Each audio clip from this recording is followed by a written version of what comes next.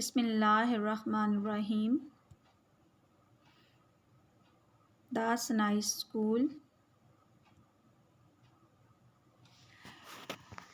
Assalamu alaikum all of you beta. This is your Urdu class and I am your Urdu teacher Ma'am Tasneem here with you beta. آپ سب کو آپ کی اردو جماعت میں آج کے سبق کے لیے ویلکم کرتے ہیں، اور سب سے پہلے ہم پڑھیں گے اپنا اخلاقی سبق. جی تو بیٹے، آج کا اخلاقی سبق ہے فضول خرچ شیطان کا بھائی ہے. آپ کو پتہ ہے بیٹے، اللہ پاک نے قرآن پاک میں فرمایا ہے کہ جو فضول خرچی کرتا ہے وہ شیطانی کام کرتا ہے. فضول خرچ شیطان کا بھائی ہے. اب آپ چھوٹے بچے ہیں نا، تو آپ کو اتنی سمجھ نہیں ہے کہ فضول خرچ کیا ہوتا ہے. بیٹا، اپنی ضرورت سے زیادہ خرچ کرنا فضول خرچی کہلاتا ہے. مثال کے طور پہ، اگر آپ کو پانی استعمال کرنا ہے منہ ہاتھ دھونے کے لیے، اور آپ ایسے ہی اپنا نل کھول کے پہلے ہاتھوں پہ صابن رگڑتے رہیں گے، نل سے پانی چلتا رہے گا. کافی دیر بعد آپ اس کو اپنے ہاتھوں کو دھوئیں گے، پھر منہ دھوئیں گے. مطلب مسلسل اگر آپ نل کو کھول کے رکھیں گے تو اس کا مطلب ہے آپ پانی کے استعمال میں فضول خرچی کر رہے ہیں، پانی کو فضول میں ضائع کر رہے ہیں. ٹھیک ہے. اسی طرح جب آپ کے پاس اگر آپ کی یہ جو ہے پاکٹ منی آپ نے کچھ جمع کی ہوئی ہے، تو آپ یا آپ کے گھر کوئی گیسٹ آئے ہیں، انہوں نے آپ کو کوئی اماؤنٹ دی ہے، یا دادا ابو نے، دادی اماں نے، کسی نے بھی آپ کو کچھ منی دی ہے کہ بیٹے یہ لیں، اس سے آپ کچھ لے لینا. اور اگر آپ ان پیسوں کو فضول میں خرچ کریں، مطلب بلا وجہ ایسے ہی آپ کو کسی چیز اس چیز کی ضرورت نہیں اور آپ جا کے بار بار ایک ہی چیز دوبارہ لے آتے ہیں، تو اس کو بھی فضول خرچی گنتے ہیں. ٹھیک ہے نا. مطلب ایسا خرچ کرنا کہ جس کی آپ کو ضرورت نہ ہو، ایسا خرچ فضول خرچی کہلاتا ہے. اور ایسے کام کو اللہ پاک نے ناپسند فرمایا ہے. اس لیے آج سے آپ وعدہ کریں کہ آپ بالکل بھی فضول خرچ نہیں کریں گے. کیوں کہ آپ کو آج میں نے بتا دیا ہے کہ اللہ پاک نے فرمایا ہے فضول خرچ شیطان کا بھائی ہے. فضول خرچی کرنا شیطان کا کام ہوتا ہے. تو آپ تو الحمدللہ بہت اچھے مسلمان بچے ہیں، آپ تو بالکل بھی فضول خرچی نہیں کریں گے. ٹھیک ہے.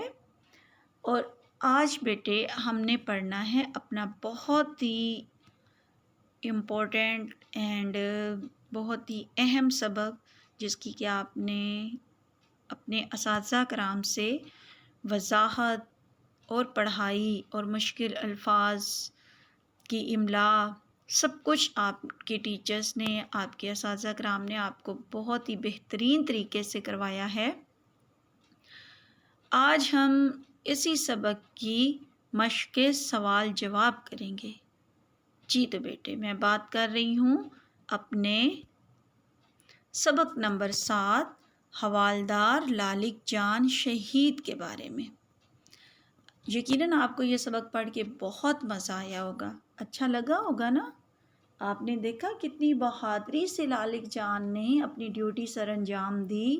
حالانکہ فائرنگ کے دوران جب وہ بینکر کو تباہ کرنے کے لیے آگے بڑھے، دشمن کے بینکر کو تباہ کرنے کے لیے، تو فائرنگ سے ان کا ایک بازو ناکارہ ہو گیا. آپ سوچ سکتے ہیں ایسی حالت میں کام کرنا جب آپ کا ایک بازو کام ہی نہ کر رہا ہو. وہ زخمی حالت میں تھے، لیکن اس کے باوجود انہوں نے آگے بڑھ کے اپنے مقصد میں کامیابی حاصل کی. اور جیسے ہی وہ خفیہ بینکر کو تباہ کر کے پلٹے ہیں تو فوج کی فائرنگ کا نشانہ بن گئے، اور اس طرح انہوں نے جام شہادت نوش کیا.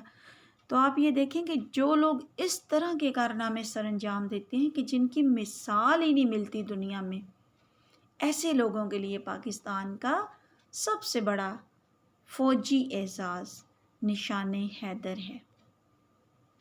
اور یہ نشان حیدر آپ کو آپ کے اساتذہ کرام نے بتایا ہے کہ صرف ان لوگوں کو دیا جاتا ہے جو اپنے ملک کی خاطر لڑتے ہوئے، بہادری سے لڑتے ہوئے، دشمن کا مقابلہ کرتے ہوئے موت کو گلے لگاتے ہیں۔ تو اس قربانی کے صلے میں انہیں نشان حیدر کے اعزاز سے نوازا جاتا ہے۔ ویسے تو آپ کو پتہ ہے شہید کبھی نہیں مرتے۔ قرآن پاک میں واضح کہا گیا ہے کہ شہید کو مردہ نہیں کہو، وہ تو زندہ ہیں، لیکن تمہیں ان کی زندگی کا اندازہ نہیں ہے۔ ٹھیک ہے بیٹے، تو یہ بہت ہی اچھا سبق تھا، اور میرا خیال ہے کہ اس سبق کو پڑھنے کے بعد آپ کے دل میں بھی اپنے ملک کے لیے لڑنے کا اور اپنے ملک کی خاطر جان قربان کرنے کا بہت زیادہ جذبہ بیدار ہوا ہوگا۔ ایسے ہی ہے نا؟ آج ہم نے کرنے ہیں اس سبق کے سوال جواب، اور دیکھیں جب ہم سوال جواب کریں گے نا تو آپ کو اس سبق کے بارے میں زیادہ اور زیادہ اچھی پرفیکٹ معلومات آپ کو ملیں گی۔ ٹھیک ہے، تو آتے ہیں اپنے سوال جواب کی طرف۔ جی بیٹے، میرا پہلا سوال ہے، سوال نمبر 1۔ جی، نشان حیدر کن لوگوں کو دیا جاتا ہے؟ تو پیارے بیٹے اس کا جواب ہے نشان حیدر۔ تھوڑا سا آپ کے لیے زوم کروں گی تاکہ آپ کو میں ایک چیز دکھانا چاہ رہی ہوں۔ یہ دیکھیں، نشان ہے نا، اس کے نیچے زیر کا سائن ہے، زیر کا اعراب لگایا گیا ہے۔ اس کی وجہ سے اس کا جو تلفظ ہے وہ نشانے بولا جا رہا ہے۔ ٹھیک ہے، زیر سے بڑی یہ کا ساؤنڈ نکلتا ہے یہاں پہ۔ نشان حیدر یعنی نشان اور حیدر کو دو اسم ہے نا، دونوں کو ہم نے ملا دیا زیر کی مدد سے، اور اس طرح جب دو اسموں کو ملایا جاتا ہے تو یہ مرکب اضافی کہلاتا ہے۔ ٹھیک ہے جی، اب ہم جواب پہ فوکس کرتے ہیں۔ نشان حیدر پاکستان کا وہ اعلیٰ فوجی اعزاز ہے جو فوج کے ان بہادر سپاہیوں کو دیا جاتا ہے جو ملک و قوم کی سالمیت کے لیے اپنی جانوں کے نذرانے پیش کرتے ہیں۔ سمجھ آ گئی؟ کلیئر ہوا؟ جی بیٹے، اب نذرانے کا مطلب ہے جب ہم کسی کو اپنے دل سے کوئی تحفہ دیتے ہیں نا تو اس کو نذرانہ کہا جاتا ہے، یعنی جس میں ہماری انتہائی محبت اور عقیدت شامل ہو۔ ایسا تحفہ جس میں ہماری عقیدت اور محبت شامل ہو، اس کو نذرانے کہا گیا ہے۔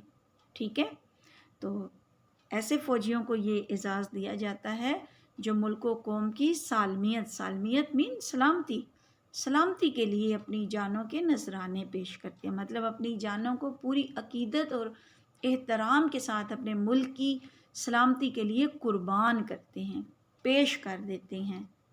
ٹھیک ہے، اب آتے ہیں سوال نمبر 2 کی طرف۔ جی بیٹے، سوال نمبر 2 آپ کو نظر آ رہا ہے؟ دیکھیں ذرا، آپ کے لیے میں نے اس کو تھوڑا زوم کیا ہے۔ لالک جان نے کس طرح دشمن سے مقابلہ کیا؟ تو بیٹے اس کا جواب ہے حملہ مسلسل بھارتی فوج کے ایک خفیہ بینکر کی طرف سے ہو رہا تھا۔ اس کو تباہ کرنے کی ذمہ داری لالک جان نے لی اور دشمن کی فائرنگ سے بچتے ہوئے آگے بڑھے اور بینکر کو تباہ کر دیا۔ ٹھیک ہے، اب اس میں یہ جو بنکر لفظ ہے بیٹے، اس کا یہ مطلب ہے کہ ایک ایسی خفیہ جگہ جہاں پہ فوجیوں نے اپنے اسلحے سمیت اپنے آپ کو چھپایا ہوا ہوتا ہے، مطلب ان کا ایک ایسا خفیہ ٹھکانہ جو کہ عام دیکھنے میں نظر نہ آئے، اس کو بنکر کہا جاتا ہے۔ ٹھیک ہے، اور اسی کو تباہ کرنے کی ذمہ داری لالک جان پہ ڈالی گئی تھی، اور انہوں نے اپنی جان کی بھی پرواہ نہیں کی اور وہ اس کو تباہ کرنے میں کامیاب ہو گئے۔ Clear now? جی، اب آتے ہیں بیٹے نیکسٹ کوشچن کی طرف۔ جی، تو سوال نمبر 3 ہے آپ کے سامنے۔ لالک جان کس کام میں اپنا ثانی نہیں رکھتے تھے؟ تو بیٹے اس کا جواب ہے لالک جان پرخطر پہاڑی راستوں کی نشاندہی میں اپنا ثانی نہیں رکھتے تھے، اور بہترین نشانہ باز بھی تھے۔ اب اس میں ثانی کا آپ کو مطلب بتاؤں، ثانی مین ہوتا ہے دوسری مثال، دوسرا، کہ جتنی ان کو پرفیکشن تھی نا اس کام میں، جتنی انہیں مہارت حاصل تھی پرخطر پہاڑی راستوں کی نشاندہی میں، اس کا کوئی مقابلہ نہیں کر سکتا تھا۔ مطلب اس میں ان کو بہت زیادہ مہارت حاصل تھی کہ ان جتنی مہارت ان کی ٹیم میں کسی دوسرے شخص میں نہیں تھی وہ۔ ٹھیک ہے، یہ ہو گئے ہمارے سوال نمبر 1 تا 3۔ اب بیٹے آپ نے کرنا کیا ہے کہ یہ جو سوال نمبر 1 تا 3 ہیں ان کے آپ نے ساتھ ساتھ اسکرین شاٹ لے لینے ہیں، اور پھر ویڈیو کو بھی آپ سنیں گے۔ جب آپ اسکرین شاٹ لے لیں گے تو آپ نے ان اسکرین شاٹس کی مدد سے اس کو زوم کر کے اچھی طرح دیکھ کے اپنی ورک بک میں لکھنا ہے، تاکہ آپ کی لکھائی بہت اچھی، بہت پیاری آئے۔ چھوٹا سا کام ہے، اتنا بڑا کام نہیں ہے آپ کا آج کا، ٹھیک ہے نا جی۔ تو اب آتے ہیں اپنے ہوم ورک کی طرف۔ آج آپ کا گھر کا کام کیا ہے میرے پاس؟ جی، گھر کا کام ہے آپ کے لیے سوال جواب ورک بک میں لکھیں اور یاد کریں۔ ٹھیک ہے بیٹے، اپنا بہت خیال رکھیے گا۔ جیسے کہ آج کل کرونا وائرس کی وبا ہر طرف پھیلی ہوئی ہے، تو اس سے بچنے کے لیے ہمارے پاس واحد ہتھیار جو ہے وہ ہماری احتیاط ہے۔ ہم نے بس ہر کام کو احتیاط سے کرنا ہے، اپنی صفائی و پاکیزگی کا خاص خیال رکھنا ہے۔ گھر سے باہر اول تو جانا ہی نہیں ہے، اگر بحالت مجبوری گھر سے باہر نکلنا پڑے تو SOPs کا خیال کرتے ہوئے پراپرلی اپنے آپ کو کور کر کے آپ لوگ گھر سے باہر جائیں گے، جیسے کہ ماسک لگائیں گے، کیپس پہنیں گے اور گلوز پہنیں گے، تب آپ باہر جا سکتے ہیں۔ اور جب گھر واپس آئیں تو اپنے آپ کو فل سینیٹائزر کریں اور اس کے بعد غسل کریں، شاور لیں، تب آپ گھر میں آرام سے چل پھر سکتے ہیں۔ ٹھیک ہے نا، اپنا بہت خیال رکھیے گا۔ اللہ حافظ، اسٹے ہوم، اسٹے سیف۔